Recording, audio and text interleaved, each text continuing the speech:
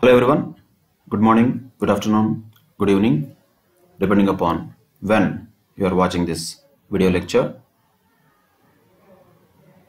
As all of you might be aware, in the cost and management accounting, particularly when we call the elements of cost, there are three elements of cost: materials, labor and overheads.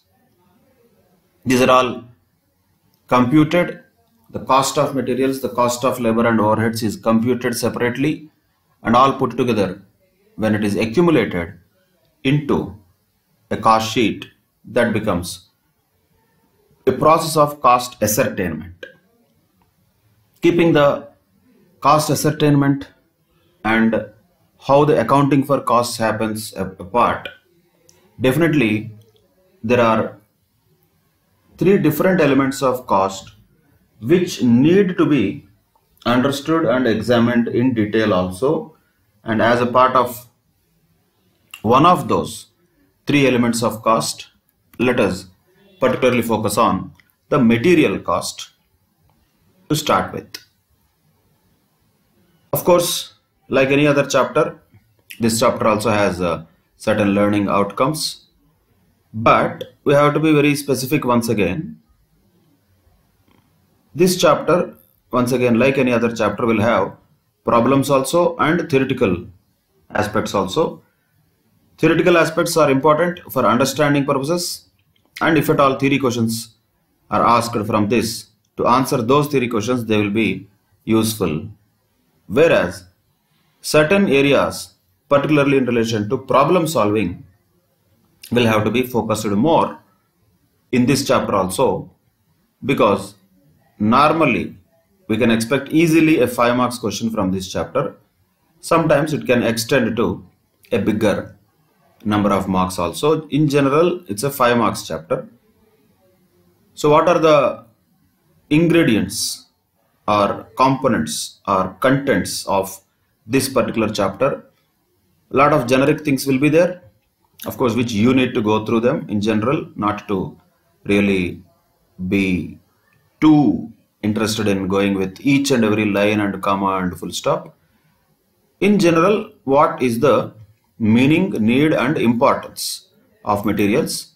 That should be generally understood. That is one of the you can say the requirements of this chapter. Then after that, discussing the procedures and documentation that would be involved in procuring, storing and issuing of materials. So 3 points are there here. 1 is procuring, 2 is storing and 3 is issuing of materials. But still we are talking about still procedures and documentations, which means once again theory. So we will just have to know some of the documents which are to be maintained in the factory or godown in the process of procuring, storing and issuing of materials. Then very importantly now, which are related to the actual problem solving aspects, is going to be this one. That is various inventory control techniques and most importantly determination of various stock levels. So these are all formulae on the basis of which we need to solve certain questions. Various stock levels will have to be calculated. So definitely the problems will be asked from this particular knowledge area, that is stock levels. We'll know the formulas and how to calculate also, we'll see as a part of this chapter. And another very important concept in this chapter is EOQ, that is economic order quantity, and applying economic order quantity technique to determine the optimum order quantity, that is EOQ technique. Also formula based calculations will be involved. And another formula based or calculation based questions can be asked on different methods of inventory accounting, and very importantly to prepare stock ledger. To prepare stock ledger is one more problem that we can expect. So the problems from this chapter can be broadly into 3 categories. First category, determining various stock levels. Second category, EOQ related questions. These are the only 3 areas where the problems from this chapter can be particularly expected. Stock levels questions, EOQ related questions, stock ledger questions. All remaining things, though we have them, the first two and the last one, these areas are all mostly the theoretical areas. Just knowing the procedures, again understanding how the treatment of losses will be dealt, accounting treatment, all these things will be theoretical in nature. As far as problems in this chapter are concerned, mostly they will be contained in this three models, we can call them, or types of questions we can call them. One is stock levels, two is EOQ, and third one is preparation of stock ledger. First two are formula based, the third one is a procedural oriented you can say approach for answering the questions in relation to that. Of course, whenever there is a theoretical aspect, we'll just understand the essence of that. We'll just go to the core of that theoretical aspect rather than going through every line and every paragraph. What is the essence of that? Definitely we will have a discussion, but mostly you have to go through those theoretical aspects in general. So that is mostly from a understanding point of view, very less percentage from examination point of view, because examination point of view, questions and answers related to the theory questions can be directly taken. So this much of theory, and we're talking about so many number of pages here, that much of theory will not be generally required. So this chapter in the ICAI material itself has around 84 pages. That much of theory will not be required in costing. No need to waste time on each and every line and paragraph, but essence definitely yes. Core questions definitely yes. You need to be able to write answers to them. So by the time we reach to the end of the chapter, you should be able to at least answer the theory questions which are crucial questions in this particular chapter. That much capacity should be there. And by the way, theory questions can very well be expected from this chapter. Compared to the other chapters, in general, materials and labor chapter are more preferred for theory questions. Anyway, the background of costing, the fundamentals of costing, or introduction to costing will have one question guaranteed. That is for sure. That is the first chapter. Compulsorily, definitely that is going to be there. Chapter number 1, theory questions will be there. Chapter number 2, that is material cost, also definite theory questions can be expected. So you should be ready with answers for those theory questions. But care should be taken not to overspend the time on them. That is one more point to be generally noted. Now, what are we going to discuss here? What are we going to really do in this particular chapter? Of course, once again, there are so many documents. This is all related to documentation. We will just generally go through what each of the documents mean. What is bill of materials, materials requisition note, purchase requisition, goods received note. So we just need to understand the material procurement procedure. We can call that material procurement procedure. Procurement means purchasing procedure. Theoretical procedure it is. In that procedure, a lot of documents will definitely be involved. And once we have the material procured, we have received the material. And when we received the material, how to value that? So valuation of material receipts, we can call this. This is another type of question. What are all the inclusions and exclusions for the valuation of material receipts? There can be a possible problem on this also. That is valuation of material receipts. Okay, material is received. Material is first purchased, then it is received. Okay, it is received. After that, what we do? We definitely have to store it. When you store it, again there are records to be maintained. Those are called material storage records, like bin cards, stores ledger, stock control cards, etc. In that, what we need to prepare actually will be the stores ledger. Other things only theoretically we should know. So as far as this entire area is concerned, this is all purely theoretical, completely documentation. This could be, definitely there is a possibility of problems, and stores ledger we have to prepare. That is another area where problems can be expected. Bin cards and stores ledger, what is the differences and all, again once again theory questions. Okay, fine.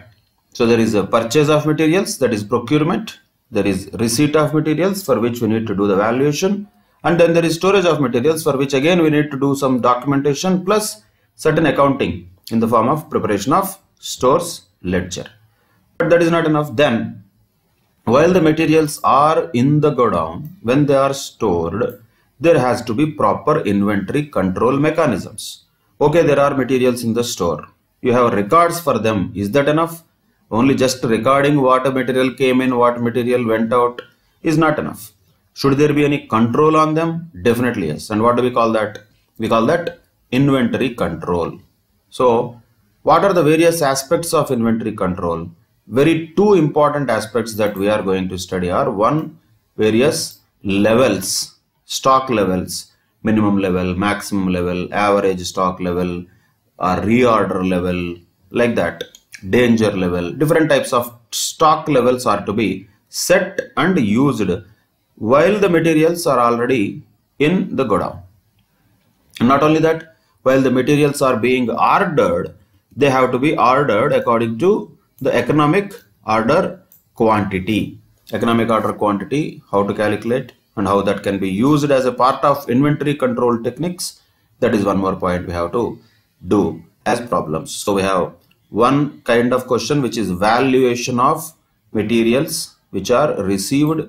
Another type of question, problems we are talking. Stores ledger preparation is another type of problem that can be expected, and various stock levels is another type of problems that can be expected, and EOQ of course is another type of problems that can be expected. These are the problems related areas. Remaining things are all mostly theories. So this is like various documentations. What is the meaning of each of them, when that is used, how that is used. That is a general discussion. Then same way bin cards, stock control cards, these are documentations. And other things like techniques of inventory control and all, again theory things. Management techniques, how inventory control mechanisms can be done by using techniques like just-in-time, ABC control. Like this, different types of analysis can be done for inventory control techniques. That is again mostly theoretical, very rarely questions can come in that area. But okay, fine, inventory control is done. So once again, always the process has to be very clear. There is a logic behind the process. It is not just vaguely there. It is always a logical flow. What is the logical flow? First, materials will have to be procured, purchased. While doing so, there are various procedures to be followed, and this is the material procurement procedure, we can call it. It is a very important theory question by itself. What is the material procurement procedure? Okay, once that material is procured, you receive that. Once you receive that, at what price you have to value that? What are the items of cost to be included? What are the items of the cost to be excluded? That is the next step. Okay, you have received them also, valued them also. Once you have received them, you have to store them. Once you have stored them, while storing, you have to maintain certain records. Could be bin cards or stores ledger or any other type of techniques like stock control cards can be used for the purpose of storage. So here, this is procurement, this is receipt, this is storage. The three different areas of materials are there. This is procurement part, this is receipt part of materials, and this is storage part of materials. So after all these things are done, while doing all these things, this cannot be done just like abruptly without any scientific methodology. We need to follow certain techniques, and those techniques we all call them as inventory control techniques, and those will be definitely understood also in different formulae and scientific methodology of inventory control. But while doing this materials control, after they are stored, after they are controlled properly also with various techniques like EOQ and stock levels, then what do you do with the materials? We cannot eat them. What the factory does with materials? They will be issued. Issued where? Issued to production. When the materials are issued to production, again the question comes, so how to value the material issues? So we have another question earlier of valuation of material receipts, and now there is another question of valuation of material issues. For this purpose, there are different types of methods like FIFO, first in first out, or LIFO, last in first out, like that. Any other average methods like simple average or weighted average, something like that, like market price methods, notional price methods, standard cost method. Like this, many methods are there for valuation of material issues. So when we have this valuation of material issues, where this all will be used, once again in the preparation of stores ledger, that will be used. This is not a separate topic. This will be part of stores ledger problem only. So that is another next level. So first purchased, then received, then stored, then controlled while they are in storage. After they are in storage, they are issued to the production. Okay, when they are issued to the production, there is going to be a lot of items that will happen, like waste, scrap, spoilage, defectives and all various things will come as a part of the process of production. Then how to account for that and how to control that is another area, again a theoretical thing about how the waste, scrap, spoilage, defectives, what is the difference between them, how to treat them in the accounting. That is another area which we have to also know. Okay, once all this is done, finally consumption of materials happens, which we are not going to do. We are not going to eat or consume any materials. We just know that, okay, once this is all done, consumption happens. That's it. So this is the process. One way you can say a logical flow: purchased, received, stored, controlled, issued. Then if any defectives, waste, scrap, etc. are there, they are accounted for. This is a sideline thing. And then finally the materials are all consumed in where? Once again, where they are consumed? They are consumed in the production process. Like this, there is a flow for this chapter, that is the materials. And our job here is to use the techniques and use the methods in order to enforce all these type of inventory control mechanisms, or valuation of materials received, or preparation of stores ledger and valuation of material issues. These two can be linked to each other. So there is no difference between preparation of stores ledger automatically also includes valuation of material issues. So these type of questions can be expected from this chapter. We are talking about problems. Theory wise, procurement procedure can be asked, different inventory control techniques can be asked theoretically. Everything, wherever there is a topic that is there in the essay material, theory questions can very well be expected. However, most popular theory questions, definitely what are those important ones, we will discuss as a part of learning this particular chapter, that is cost of materials or materials cost. This is just an introduction to this chapter. What is the importance of this materials cost? Because it is one of the elements of the cost, and mostly in many organizations material cost is going to be the biggest component of the total cost. Most of the organizations, particularly when we talk about the manufacturing organizations, major cost for them will be materials cost.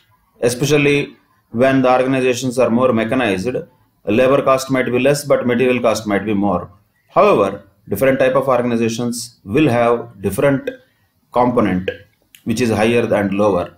For example, if you take a jeweler will have biggest cost is material cost only, which is gold for him. So labor cost will be there. Nobody says labor cost is not there. It will be there, but it will be relatively lesser. Material cost is relatively more.